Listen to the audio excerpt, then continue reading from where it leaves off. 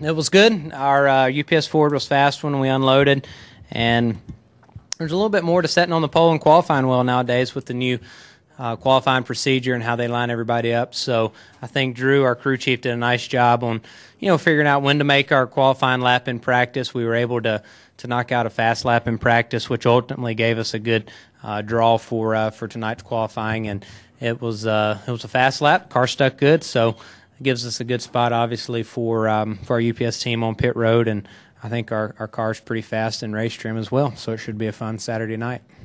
Open up for questions, Reed. Reed Spencer with Sporting News.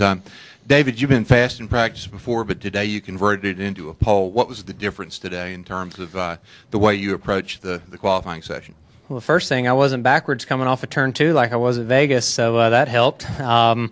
When you're fast in practice, and we've qualified in the top 5, top 10, I think 2 or 3 times this year. And when you do that, you eventually qualify on the pole. And if you finish 2nd and 5th and 8th, you eventually win a race. So I think that ultimately that's our main goal. But our cars are just faster, and it's just so much easier. I think if you look across the board at all the Roush's qualifying efforts, typically Matt and Greg are kind of in the middle pack, and so have we the last year or two, and I think that we're all qualifying a lot better just because our cars are faster, they're easier to drive, and we don't have to reinvent the wheel on qualifying days.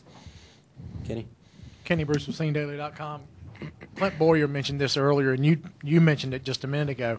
At what point this year did teams figure out we want to make our mock qualifying run during the prime time?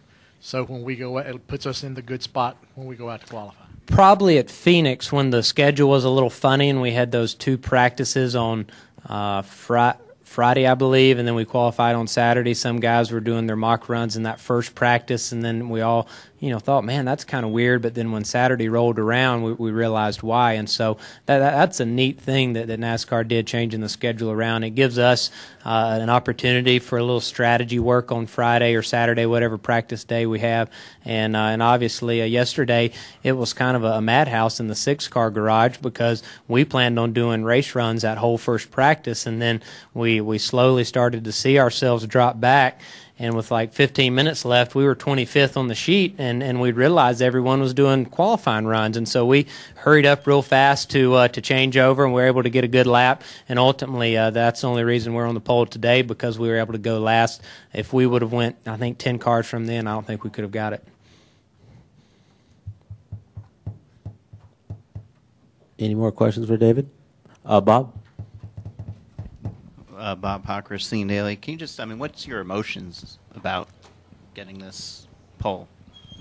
Obviously, to get my first pole here at Texas, it's been a long time coming. I felt like that we've missed several opportunities to get some poles, and it's a great thing. Very, very happy. But, I can't wait to get back to the hauler to talk about our race car for tomorrow night. Ultimately, when the green flag drops tomorrow, everybody's going to forget who sat on the pole. Other than we'll remember it, or I'll remember it walking by and checking out my gun pretty often. But we gotta get up front and lead some laps and get some solid finishes. So I think our car's really, really good for tomorrow night. We've got a good game plan for the race. So I can't wait to get back and talk about our race car for tomorrow.